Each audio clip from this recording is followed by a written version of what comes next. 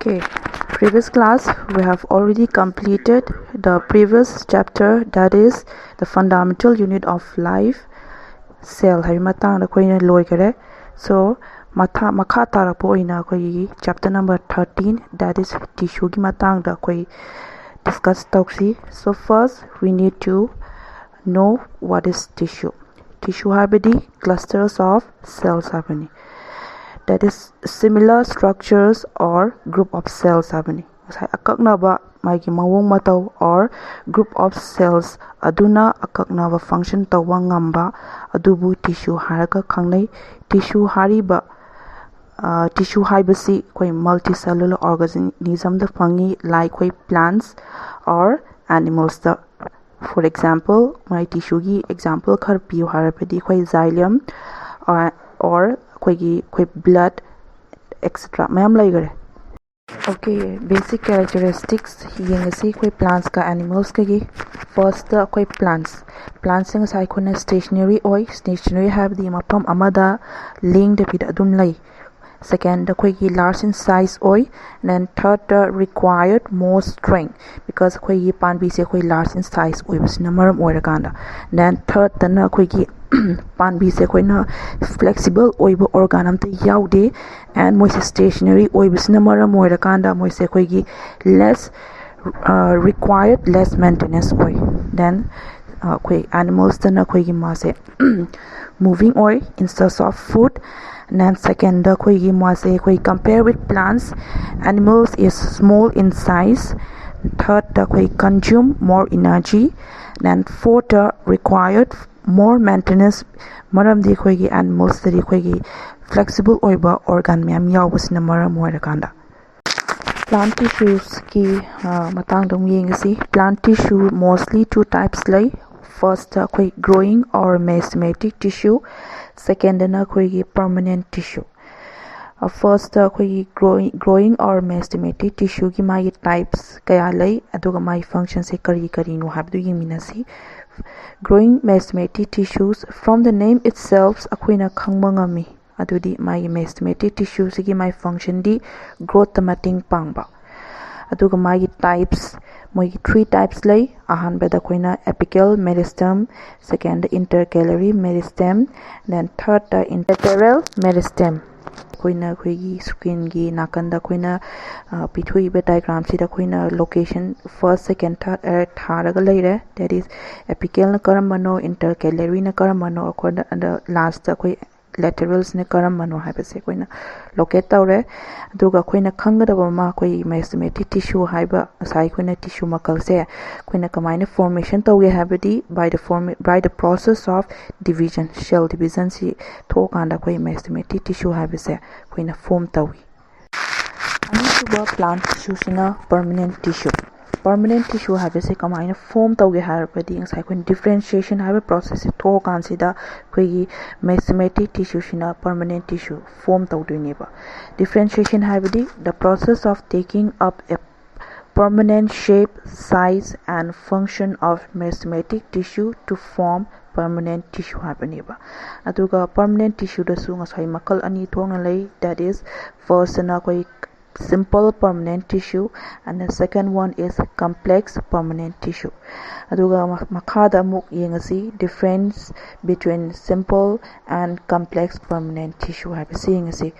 Simple permanent tissue da koi han yengasi. Simple permanent tissue habisi it is made up of single type of cells. Second, have similar structures and perform similar functions. Adu example dana koi parenchyma, collenchyma and then sclerenchyma. Hybrid sing aside my example ni.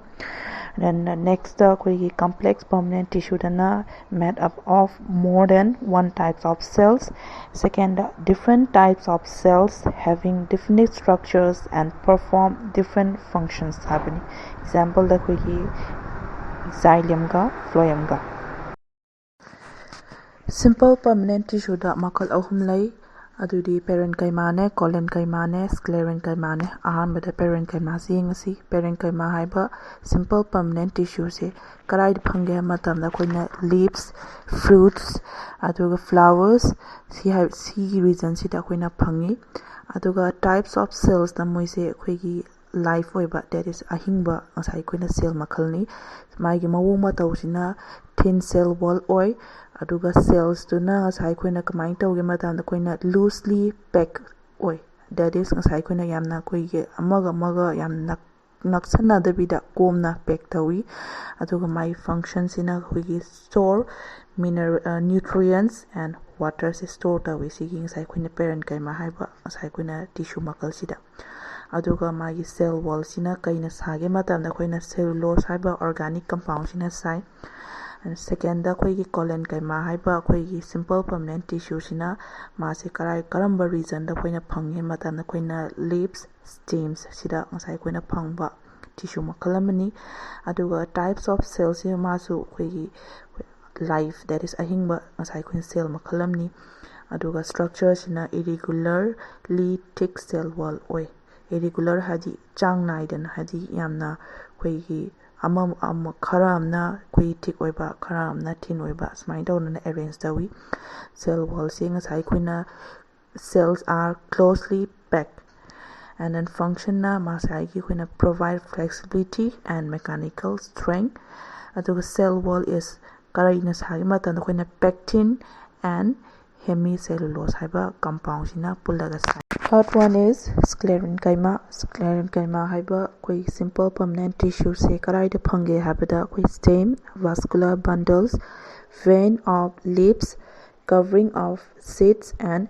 ꯅꯠꯁꯇ ꯐꯪꯕ ꯑꯩꯈꯣꯏ tissue ꯃꯈꯜ ꯑꯃꯅꯤ꯫ ꯑꯗꯨꯒ ꯃꯥꯒꯤ ꯁꯦꯜ ꯇꯥꯏꯞꯁꯤꯅ ꯃꯥꯁꯦ ꯑꯩꯈꯣꯏꯒꯤ ꯗꯦꯗ ꯁꯦꯜ ꯑꯣꯏ꯫ ꯁ꯭ꯇ꯭ꯔꯛꯆꯔꯁꯤꯅ ꯌꯨꯅꯤꯐꯣꯔꯝꯂꯤ ꯍꯥꯏꯕꯗꯤ ꯆꯥꯡ ꯅꯥꯏꯅ ꯑꯩꯈꯣꯏꯒꯤ ꯊꯤꯛ ꯁꯦꯜ ꯋꯥꯜ ꯑꯣꯏ꯫ ꯅꯣ ꯏꯟꯇ꯭ꯔꯥꯁꯦꯂꯨꯂꯔ ꯁ꯭ꯄꯦꯁ ꯕꯤꯇ꯭ꯋꯤꯟ ꯁꯦꯜꯁ ꯍꯥꯏꯗꯤ ꯁꯦꯜꯁ ꯑꯃꯒ ꯑꯃꯒꯤ ꯃꯔꯛꯇꯉꯁꯥꯏ ꯑꯩꯈꯣꯏꯅ ꯑꯍꯣꯕ ꯂꯩꯕꯗꯣ ꯑꯗꯨ ꯂꯩꯇꯦ꯫ ꯑꯗꯨꯒ ꯐꯪꯁꯟꯅ ꯄ꯭ꯔꯣꯚꯥꯏꯗ ꯍꯥꯔꯗꯅꯦꯁ ꯑꯦꯟ ꯁ꯭ꯇꯤꯐꯅꯦꯁ ꯑꯣꯐ ꯄ꯭ꯂꯥꯟꯠꯁ ꯍꯥꯏꯕꯗꯤ ꯉꯁꯥꯏ ꯑꯩꯈꯣꯏꯒꯤ ꯄꯥꯝꯕꯤꯗ ꯀꯜꯍꯟꯕꯗ ꯃꯇꯦꯡ ꯄꯥꯡꯉꯤ꯫ ꯑꯗꯨꯒ ꯉꯁꯥꯏ ꯑꯩꯈꯣꯏꯅ ꯁ꯭ꯇꯤꯐꯅꯦꯁ ꯍꯥꯏꯕꯗꯤ ꯑꯩꯈꯣꯏꯅ ꯑꯩꯈꯣꯏ ꯀꯜꯂꯕꯅꯤꯅ ꯑꯩꯈꯣꯏ ꯂꯦꯡꯊꯣꯛ ꯂꯦꯡꯁꯤꯟ ꯌꯥꯗꯕ ꯄꯥꯝꯕꯤꯒꯗ ꯑꯗꯨꯃꯥꯏꯅ ꯑꯣꯏꯍꯜꯂꯤ꯫ ꯑꯗꯨꯒ ꯃꯥꯁꯦ ꯀꯩꯅ ꯁꯥꯒꯦ ꯃꯇꯝꯗ ꯑꯩꯈꯣꯏꯅ ꯂꯤꯒꯅꯤꯟ ꯍꯥꯏꯕ ꯉꯁꯥꯏ ꯑꯩꯈꯣꯏꯅ ꯀꯝꯄꯥꯎꯟꯁꯦ ꯁꯤꯅ ꯁꯥꯏ꯫ ꯄ꯭ꯂꯥꯟꯠꯒꯤ ꯑꯅꯤꯁꯨꯕ ꯑꯩꯈꯣꯏ ꯇꯤꯁꯨ ꯍꯥꯏꯕꯗ ꯑꯩꯈꯣꯏ ꯀꯝꯄ꯭ꯂꯦꯛꯁ ꯄꯔꯃꯅꯦꯟꯠ ꯇꯤꯁꯨ ꯃꯥꯒꯤ ꯑꯦꯛꯖꯥꯝꯄꯜꯅ ꯖꯥꯏꯂꯝ ꯇꯤꯁꯨꯒ ꯐ꯭ꯂꯣꯌꯦꯝ ꯇꯤꯁꯨꯒ꯫ ꯁꯣ ꯑꯍꯥꯟꯕꯗ ꯖꯥꯏꯂꯝ ꯇꯤꯁꯨꯁꯦ ꯌꯦꯡꯉꯁꯤ꯫ ꯖꯥꯏꯂꯝ ꯇꯤꯁꯨ ꯍꯥꯏꯔꯤꯕ ꯑꯩꯈꯣꯏꯒꯤ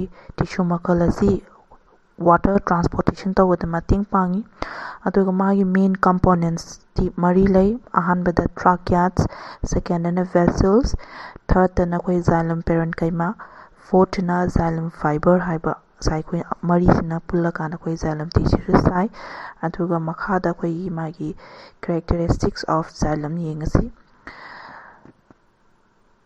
ꯖꯥꯏꯂꯝ ꯍꯥꯏꯕ ꯉꯁꯥꯏ ꯑꯩꯈꯣꯏ ꯇꯤꯁꯨ ꯃꯈꯜꯁꯤ ꯃꯥꯒꯤ ꯁꯦꯜ ꯋꯥꯜꯁꯤ ꯊꯤꯛ ꯑꯣꯏ꯫ ꯑꯗꯨꯒ ꯃꯥꯁꯦ ꯃꯣꯁꯂꯤ ꯉꯁꯥꯏ ꯑꯩꯈꯣꯏꯅ ꯗꯦꯗ ꯁꯦꯜ ꯑꯣꯏ꯫ ꯑꯗꯨꯒ ꯊꯥꯔꯗꯇ ꯑꯩꯈꯣꯏ ꯇ꯭ꯔꯥꯀꯤꯌꯥꯠ ꯑꯦꯟ ꯚꯦꯁꯜꯁꯤ ꯉꯁꯥꯏ ꯃꯥꯁꯦ ꯇ꯭ꯌꯨꯕꯨꯂꯔ ꯁ꯭ꯇ꯭ꯔꯛꯆꯔ ꯑꯣꯏ꯫ ꯇ꯭ꯌꯨꯕꯨꯂꯔ ꯁ꯭ꯇ꯭ꯔꯛꯆꯔ ꯍꯥꯏꯕꯗꯤ ꯑꯩꯈꯣꯏꯅ ꯍꯣꯂꯣ ꯑꯣꯏꯌꯦꯕ꯫ ꯖꯥꯏꯂꯝ ꯇꯤꯁꯨꯁꯤꯗ ꯋꯥꯇꯔ ꯑꯦꯟ ꯃꯤꯅꯔꯦꯜ ꯇ꯭ꯔꯥꯟꯁꯄꯣꯔꯇꯦꯁꯟ ꯇꯧꯏ꯫ ꯖꯥꯏꯂꯝ ꯄꯦꯔꯦꯟꯀꯩꯃꯥꯁꯤꯗ ꯑꯩꯈꯣꯏꯒꯤ ꯐꯨꯗ ꯁ꯭ꯇꯣꯔ ꯇꯧꯏ꯫ ꯑꯗꯨꯒ ꯑꯩꯈꯣꯏꯒꯤ ꯄꯥꯝꯕꯤ ꯑꯩꯈꯣꯏ ꯕ꯭ꯔꯥꯟꯆꯦꯁꯀꯨꯝꯕꯗ ꯑꯩꯈꯣꯏꯒꯤ ꯇ꯭ꯔꯥꯟꯁꯄꯣꯔꯇꯦꯁꯟ ꯇꯧꯕ, ꯋꯥꯇꯔ ꯇ꯭ꯔꯥꯟꯁꯄꯣꯔꯇꯦꯁꯟ ꯇꯧꯕ ꯃꯇꯝꯗ ꯃꯇꯦꯡ ꯄꯥꯡꯉꯤ꯫ ꯐ꯭ꯂꯣꯌꯦꯝ ꯇꯤꯁꯨ ꯍꯥꯏꯕꯁꯤ ꯉꯁꯥꯏ ꯑꯩꯈꯣꯏꯅ ꯐꯣꯇꯣꯁꯤꯟꯊꯦꯇꯤꯛ ꯐꯨꯗ ꯃꯦꯇꯔꯤꯌꯦꯜꯁ ꯀꯩꯗꯣ ꯇ꯭ꯔꯥꯟꯁꯄꯣꯔꯇꯦꯁꯟ ꯇꯧꯕꯗ ꯃꯇꯦꯡ ꯄꯥꯡꯉꯤ꯫ ꯑꯗꯨꯒ ꯃꯥꯒꯤ ꯃꯦꯟ ꯀꯝꯄꯣꯅꯦꯟꯠꯁꯇꯤ sieve tubes, companion cell, phloem parenchyma and phloem ꯐꯥꯏꯕꯔꯁꯤꯅꯤ꯫ ꯀꯦꯔꯦꯛꯇꯔꯤꯁꯇꯤꯛ ꯑꯣꯐ ꯐ꯭ꯂꯣꯌꯦꯝ ꯇꯤꯁꯨ ꯌꯦꯡꯉꯁꯤ꯫ ꯑꯍꯥꯟꯕꯗ ꯁꯤꯞ ꯇ꯭ꯌꯨꯕꯁꯤꯗ ꯉꯁꯥꯏ ꯑꯩꯈꯣꯏꯒꯤ ꯐꯣꯇꯣꯁꯤꯟꯊꯦꯇꯤꯛ ꯐꯨꯗ ꯃꯦꯇꯔꯤꯌꯦꯜꯁꯀ ꯇ꯭ꯔꯥꯟꯁꯄꯣꯔꯇꯦꯁꯟ ꯇꯧꯕꯗ ꯃꯇꯦꯡ ꯄꯥꯡꯉꯤ꯫ ꯃꯣꯁꯂꯤ ꯁꯦꯜꯁ ꯑꯥꯔ ꯂꯥꯏꯚ ꯑꯦꯛꯁꯦꯞ ꯐ꯭ꯂꯣꯌꯦꯝ ꯐꯥꯏꯕꯔꯁ꯫ ꯑꯗꯨꯒ ꯐ꯭ꯂꯣꯌꯦꯝꯁꯤꯅ ꯉꯁꯥꯏ ꯑꯩꯈꯣꯏꯅ ꯑꯣꯟꯂꯤ ꯇ꯭ꯔꯥꯟꯁꯄꯣꯔꯇꯦꯁꯟ ꯇꯧꯕꯗ ꯃꯇꯦꯡ ꯄꯥꯡꯉꯤ꯫ ꯃꯣꯏꯅ ꯑꯩꯈꯣꯏꯒꯤ ꯄꯥꯝꯕꯤꯗ ꯃꯦꯀꯥꯅꯤꯀꯦꯜ ꯁ꯭ꯇꯔꯦꯡꯊ ꯄ꯭ꯔꯣꯚꯥꯏꯗ ꯇꯧꯗꯦ꯫ ꯑꯗꯨꯒ ꯂꯥꯁꯇ ꯀꯟꯗꯛ ꯏꯟ 2 ꯗꯥꯏꯔꯦꯛꯁꯟ ꯍꯥꯏꯕꯗꯤ ꯑꯩꯈꯣꯏꯅ ꯕꯣꯠ ꯑꯞꯋꯥꯔꯗ ꯑꯦꯟ ꯗꯥꯎꯟꯋꯥꯔꯗ ꯗꯥꯏꯔꯦꯛꯁꯟꯗ ꯑꯩꯈꯣꯏꯒꯤ ꯐꯨꯗ ꯃꯦꯇꯔꯤꯌꯦꯜꯁ ꯇ꯭ꯔꯥꯟꯁꯄꯣꯔꯇꯦꯁꯟ ꯇꯧꯏ꯫ Unlike xylem which conduct in only one direction, ꯑꯗꯨꯒ xylem-ꯗꯅ ꯃꯥꯒꯤ water and mineral transportation ꯁꯦ ꯑꯩꯈꯣꯏꯒꯤ direction ꯑꯃꯈꯛꯇꯪꯗ ꯇꯧꯏ, that is upward direction ꯗ ꯈꯛꯇꯪ ꯇꯧꯋꯦꯕ. So next, let's move on to the next topic, that is animal tissue. Animal tissue gi masai aikoina types mari thoknai. Ahanbada connective tissue, second epithelial tissue, third muscle tissue, and fourth nervous tissue. So ahanbada koi connective tissue se yengasi. Connective tissue da so koi na makal khara lai. Makal khara du ahanbada tendons, bone, blood, adipose tissue, and areolar tissue haibase magi types ni. Ahamda koi na areolar tissue se kaino haiba yengasi, my function kaino yengasi. Areolar ki my function di ahanbada it provide to support internal organs. Sai manung da laiba koi tongan tongan ba organ kai do ngasai areolar tissue sina support tawi. And then second, it helps in repairing the tissue of skin and muscles. Habdi koi skin natra koi muscle da koi damage to matamda moi areolar tissue sina repair to da mating pangi. Then second, adipose tissue my function yengasi. Ahanbada provide reserve food fuel. Habdi kaktuna labor food adubu energy da convert tawbada mating pangi. Then second, insulation against heat loss. Insulation habdi ngak thokpa sai koina koi gi heat si mang ki gadabadagi sai koina koi gi adipose tissues ni ngak thoi. Aduga third, support and protects organs. Ngasai tongan ba koi organ gai do ngasai koina adipose tissues na koi gi support tawi as well as protect tawbada mating pangi.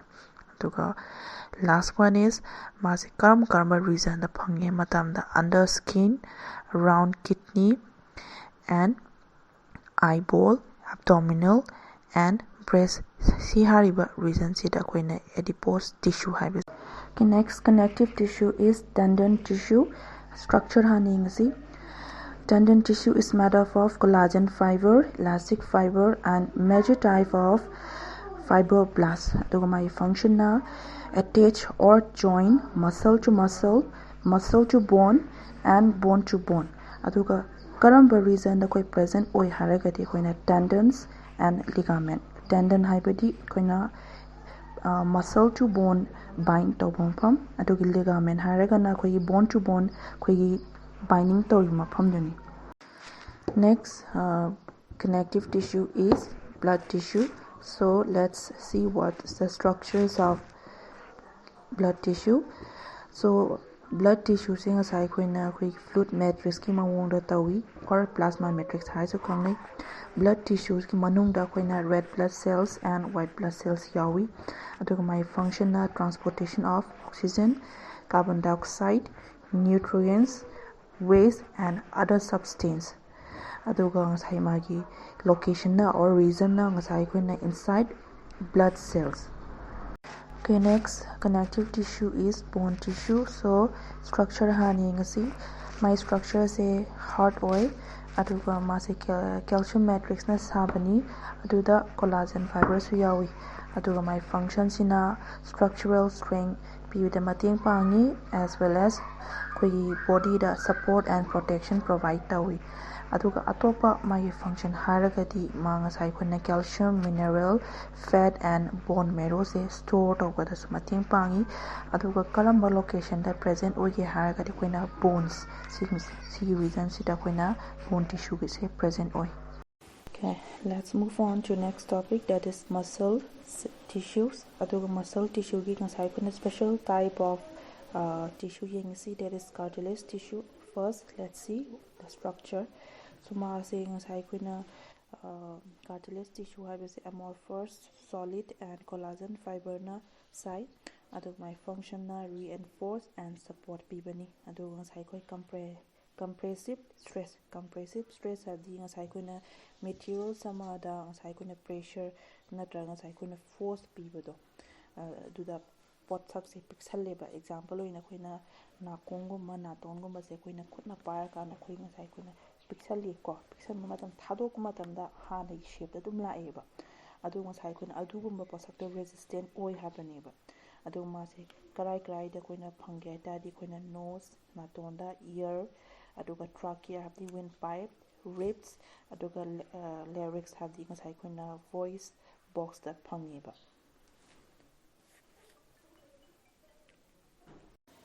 ꯃꯊꯪꯗ ꯑꯩꯈꯣꯏ muscle tissue ꯌꯦꯡꯉꯁꯤ muscle ꯇꯤꯁꯨꯗ ꯉꯁꯥꯏ ꯑꯩꯈꯣꯏꯅ types 3 ꯂꯩ ꯑꯍꯥꯟꯕꯗ ꯑꯩꯈꯣꯏꯅ skeletal muscle or straighted muscle ꯍꯥꯏꯔꯁꯨ ꯈꯪꯅꯩ ꯑꯗꯨꯒ second smooth or unstraighted muscles and then third one is cardiac muscles ꯑꯍꯥꯟꯕꯗ ꯃꯥꯒꯤ difference between straighted and unstraighted muscle ꯌꯦꯡꯉꯁꯤ straighted muscle ꯒꯤ first point the my structures cylindrical shape cell ꯑꯣꯏ ꯑꯗꯨꯒ ꯉꯁꯥꯏ my end are blunt ꯍꯥꯏꯗꯤ pointed ꯑꯣꯏꯗꯦ unsharp ꯑꯣꯏ ꯍꯥꯏꯕꯅꯤ ꯑꯗꯨꯒ unstraighted ꯒꯤ first point ꯗꯅ my structure say long tubular shape ꯑꯣꯏ ꯑꯗꯨꯒ end are tapered ꯍꯥꯏꯕꯗꯤ ꯃꯥꯒꯤ ꯑꯇꯣꯞꯄ ꯍꯧꯔꯛꯄꯒꯤ ꯄꯣꯏꯟꯠꯇꯨꯒ ꯉꯁꯥꯏ ꯑꯩꯈꯣꯏꯅ ꯂꯣꯏꯔꯛꯄꯒꯤ ꯄꯣꯏꯟꯠꯁꯦ ꯃꯥꯒꯤ ꯂꯣꯏꯔꯛꯄꯒꯤ ꯄꯣꯏꯟꯠꯁꯦ ꯉꯁꯥꯏ ꯑꯩꯈꯣꯏ reduce in size ꯑꯣꯏ ꯍꯥꯏꯕꯅꯤ ꯑꯗꯨꯒ ꯂꯣꯀꯦꯁꯟꯁꯤꯅ ꯀꯔꯝ ꯀꯔꯝꯕ ꯔꯤꯖꯟꯗ ꯐꯪꯒꯦ ꯃꯇꯝꯗ ꯑꯩꯈꯣꯏꯅ ꯑꯩꯈꯣꯏꯒꯤ straighted muscles ꯑꯩꯈꯣꯏ hand leg tongue ꯁꯤꯒꯨꯝꯕ ꯑꯦꯔꯤꯌꯥꯁꯤꯗ ꯑꯩꯈꯣꯏꯅ ꯐꯪꯉꯤ unstraighted musclesꯤꯅ ꯉꯁꯥꯏ ꯑꯩꯈꯣꯏꯅ ꯀꯗꯥꯏꯗ ꯐꯪꯒꯦ ꯃꯇꯝꯗ ꯑꯩꯈꯣꯏꯅ alimentary canalꯗ ꯑꯩꯈꯣꯏꯅ